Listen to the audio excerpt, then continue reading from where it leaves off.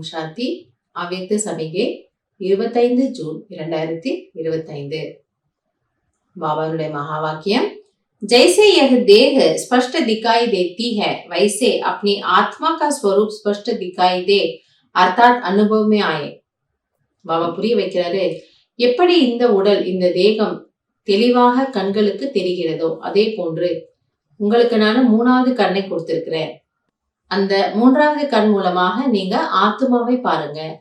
So அதாவது நான் ஆத்மா, நான் அழியக்கூடிய சக்தி அல்ல, நான் அடிவற்ற ஒரு சக்தி அப்படின்னு நீங்க அதை உணரணும்.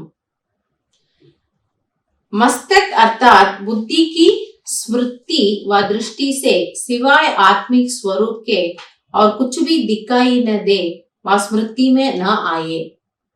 பாபா புரிய வைக்கிறாரு, உங்களுடைய புருவ மத்தியில ஆத்மா இருக்குன்னு நம்ம சொல்றோம். அது ஸ்தூலமா ஆத்மா இந்த உடல்ல எங்க வசிக்குதுங்கிறதுக்கான ஒரு இடம் சொல்றோம். ஆனால் அதன் கூடவே நமக்கு இதுவும் நினைவுக்கு இருக்கணுமா, என்னுடைய நினைவுல என்னுடைய விருத்தியில நான் ஆத்மா, நான் யாரை பார்க்கிறேனோ அவர்களும் என் எதிரில் இருப்பவர்களும் ஒரு ஆத்மா. எனவே உங்கள் கண்களுக்கு கூட ஆத்மீக ஸ்வரூபத்தை தவிர வேற எதுவும் தெரியக்கூடாது. அந்த ஒரு ஸ்மிருதி, அந்த ஒரு நினைவுல நாம எப்பொழுதுமே இருக்க வேண்டும். ऐसे निरंतर तपस्वी बनो तब हर आत्मा के प्रति कल्याण का शुभ संकल्प उत्पन्न होगा. எனவே அப்படிப்பட்ட தபஸ்வி ஸ்வரூபத்தில் நீங்கள் வாருங்கள், தபஸ்வியாக இருங்கள். அப்பொழுது கல்யாண் நன்மைக்கான சுப சங்கல்பங்கள் உற்பத்தி ஆகும்.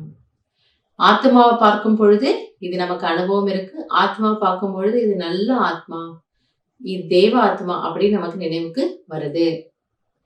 पल कोई अपने संस्कार स्वभाव के वश आपके पुरुषार्थ में परीक्षा के निमित्त बना हुआ हो, उसके प्रति भी सदा कल्याण का संकल्प उत्पन्न हो.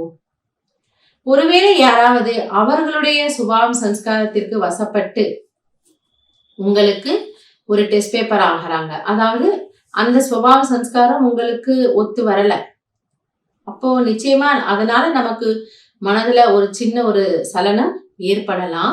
ஆனால் பாபா என்ன சொல்றாரு, அப்படிப்பட்ட ஆத்மாவுக்காகவும் நீங்கள் எப்பொழுதும் நன்மையை நினைத்து பாருங்கள், நல்லதை நினைக்க வேண்டும். சோ இதுதான் ஆத்ம உணர்வினுடைய பயிற்சியினுடைய ஒரு உண்மையான ரிசல்ட் அப்படின்னு கூட சொல்லலாம். எனவே இன்னைக்கு பாபா என்ன சொல்றாரு, நானும் ஒரு ஆத்மா எனக்கூடிய நினைவுல இருக்கிறேன், யாரை பார்த்தாலும் அவர்களும் ஒரு ஆத்மா எனக்கூடிய நினைவுல நாம இருப்போம்.